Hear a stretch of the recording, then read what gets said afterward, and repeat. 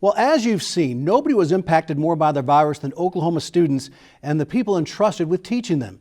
And that was true for all grades, pre-K through college. The last 10 months have been incredibly disruptive to the learning process. But is there light at the end of the tunnel, and what does the future look like? Susan Cadot continues her in-depth conversation with state education leaders to find out. Thank you, Rich. Yes, I have three guests taking time to join us to talk about education in Oklahoma right now. We have Superintendent Joy Hoffmeister, who is the superintendent of the Oklahoma schools. We have Chancellor Dr. Glenn Johnson, who is the chancellor of the Oklahoma State Regents for Higher Education. And we have Dr. Marcy Mack, who is the director of the Oklahoma Department of Career Tech Education. Thank all of you for being with us today. We appreciate it. Thank you. Good to be with you. Good to be here. Let's talk about some interesting changes. We'll start with you, Superintendent Hoffmeister. The election brought in some new faces, a lot of them teachers' faces, 16 of them, as a matter of fact, to the state legislature. Does that give you any hope of better representation for education in the state of Oklahoma in the coming session? It's always great when we have educators in the legislature. This is very helpful in understanding the impact of legislative language, bills, and new laws.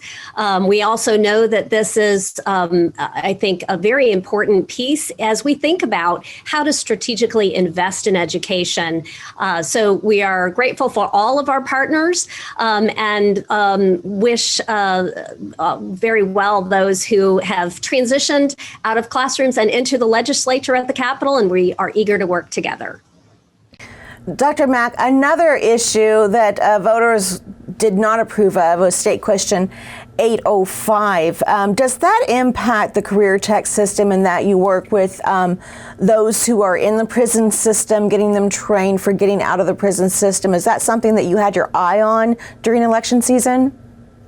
So, in the work that we get to do with individuals in our Department of Corrections, the juvenile affairs in those particular areas, given where we deliver that can be at various levels. So we can deliver in our skill centers area, we can deliver that career and technology education behind prison walls. We deliver that specifically to juvenile homes, making sure that they have an opportunity to have that. And as they have criminal justice reform, as they have in the past, whether it be at community corrections or specifically for other areas, we have the partnership with all of those entities that we can provide career and technology education at the point of where they need it. So we've been very fortunate since 1971 was actually when we first opened our first skills centers, which was providing career and technology education behind prison walls at Jimmy Hamilton Correctional Facility. And from then, we have continued to grow that. We're currently in 13 correctional facilities across the state.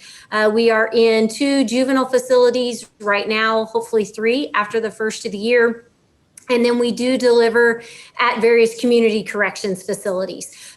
For individuals who may be on work release, we can provide them the specific training for certification and then actually have that workplace learning experience for them to engage. And one of the pieces in that, when we've been asked on occasion, does it really make a difference for someone to have that training while they're incarcerated versus can they just wait and receive that training? Does it really make an impact on what you're doing? And when we look at the data and we look at the numbers for an individual, our placement rate for individuals who are transitioning out of one of the career tech programs within DOC custody, we're at about 89% placement. So that means they are transitioning into the workforce. Those that transition into the workforce on recidivism, does it make a difference in helping them transition? We have individuals who help them obtain that interview, get into employment. For individuals who are placed into a training program, placed into work that related to what they were trained, currently on our 5-year recidivism data, 17% is the percentage of recidivism. So that means survival rate, 83%. When we're looking at individuals that are able to maintain work, not reoffend, that is a substantial percentage of individuals who do not have the ability to have career tech training and be placed into the workforce. So it does make a difference. Any way that we can continue to expand that and provide that opportunity as individuals transition out of the correctional facility to be a productive member of their community, we want to be a part of that, and we know it can make a difference. What an impactful program. Thank you so much, Dr. Mack.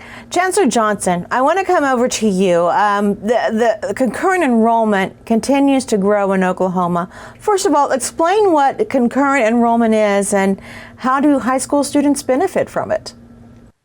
Well, Susan, it's one of our great programs. It's a key component to our college degree completion initiative called Complete College America. Basically, it provides opportunities for high school seniors and juniors who qualify to take college level work while they're still in high school. And certainly, if you do, it's been a great success story. They can take up to 18 hours during the academic year. The thing that's important about it, it gets students into the mindset that they can take college level work. It shortens the time for students to earn a degree, and very importantly, it saves students and parents money. This last year, over 14,000 students in high school took concurrent credit work, and that generated over 133,000 student credit hours. So you look at it just in terms of a program that works. It works very well, and it certainly is one that we greatly appreciate the support we've had from the governor and the legislature. We're asking that the junior year be fully funded this year as we go into the legislative session. And again, it will translate into more degrees and more opportunities for our students. So needed, especially at this time in Oklahoma and in the nation. Superintendent, I wanted to ask you about, you guys are not working in your own individual silos. You each interact to benefit the full student. How important is that to kids coming up in Oklahoma schools, that they have access to college level programs, that they have access to career tech programs, and that these two areas are opening up and acclimating for these younger students? This is so important. This is really the centerpiece of the work we do together, which is career pathways and helping our students begin to see where their own personal interests and strengths lead to the kinds of careers some of them may not have even imagined or knew about, but introducing them to these opportunities. Giving them the opportunity to be taking a college course or to be in a career tech center earning a high skill, high industry demand certification with the start of that in high school is a benefit and truly a blessing to so many families and students that move them beyond just graduating and moving into the completion of post-secondary learning, which will give them great foundation for having a family and setting down roots in Oklahoma, maybe starting a business and being a part of strengthening communities and our state and economy as a result in the big picture. So it's got a big impact on the whole state, but just as important, it fosters hope with the individual. Dr. Mack, tell me, you guys, the career tech system has something called energy clusters. Explain that. What is it? So Energy Cluster that we did announce in October, we have a career cluster model. It's a national model. And basically, it's an outline of programs and pathways. As Superintendent Hoffmeister mentioned, career pathways, the 16 national career cluster model is specific to various industry areas. There are a few states who do have a pathway. For us, it'll be our 17th cluster is energy. Because Oklahoma, that is a large sector of workforce for us here in Oklahoma. With our partners in the Oklahoma Energy Workforce Consortium, they came to us and wanted to make sure that we were providing information and pathways for students to enter into energy, into that sector. And so that's what the energy cluster is. It outlines very specifically what jobs are available in the energy cluster, as well as what competencies, skill sets are needed through the educational process to be able to attain a career within energy, whether that be renewable energy, wind energy, oil and gas, a lot of sectors that we can outline. With some of our other clusters, there are transferable skill sets that align, and we just need to make sure we highlight that. So as individuals, young individuals are looking at what can my career be right here in the state of Oklahoma, energy is a sector for us that we have a definite workforce need in certain areas. And so we want to make sure that we're providing those pathways for students. Yeah, I was going to ask you, what's the benefit of that? And that's clearly it to the industry and to the Oklahomans out there looking for a career option. Yes. All right, my final round of questions. I'm going to start with you, Dr. Mack. If you had a wish list, the legislature said you can have this one thing you want. What would be the one thing you need for your area? Just one? No, just kidding. I think the one piece as we're looking at legislation and being able to move forward is to make sure that we have the ability to be able to provide workforce training at various locations, be able to expand that. Whether that be, some of it may be funding, but other pieces are just the ability in statutory language for career and technology education to be able to count, as Superintendent Hoffmeister mentioned, the critical component of industry credentials. How do we move that forward?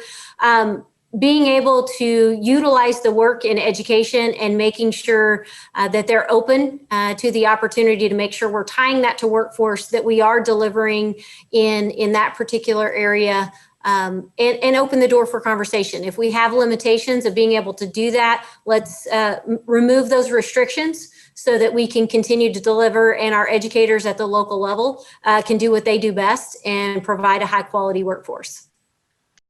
All right, Chancellor Johnson, I want to ask you the same thing. What's your one wish? Well, I think I would characterize it with a one wish as a broad umbrella to asking the legislature, the governor, to help us advance the workforce agenda and initiative as it relates to higher education. Specifically, it's very clear we need more engineers. That's what many of the companies that we interact with tell us, whether it be Tinker, Boeing, other companies that we're dealing with. We have a major request for additional nursing faculty and nursing slots.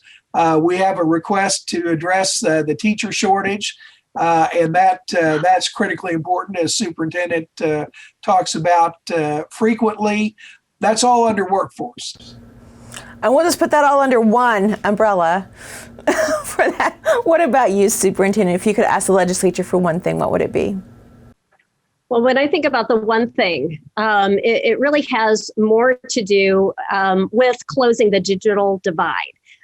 We know that many of our families, either in rural Oklahoma, where it's an issue of not having the infrastructure in place with broadband or with digital connectivity, or a barrier economically in some of our metro areas where the hardware and technology exists, but there are impediments to getting this access in the home.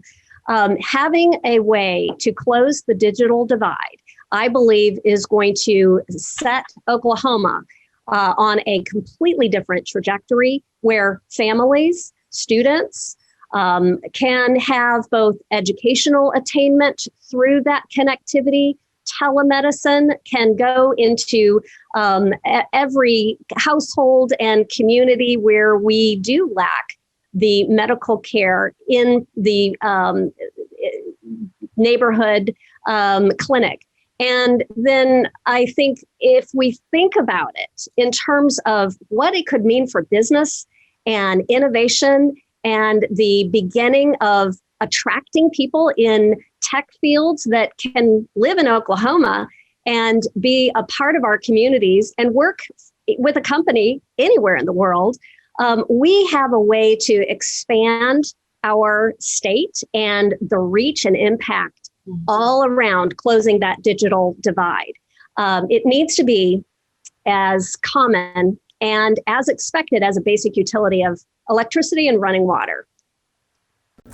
Thank you, all three of you, for your insights and the work you do for the state of Oklahoma, and thank you for your time today. I would like to say that Superintendent Hoffmeister does chair the OETA board, and Chancellor Johnson is also a member of the OETA board, and we look forward to hearing more from them in the new semester in the spring, and we'll see where things stand then. Thank you all very much.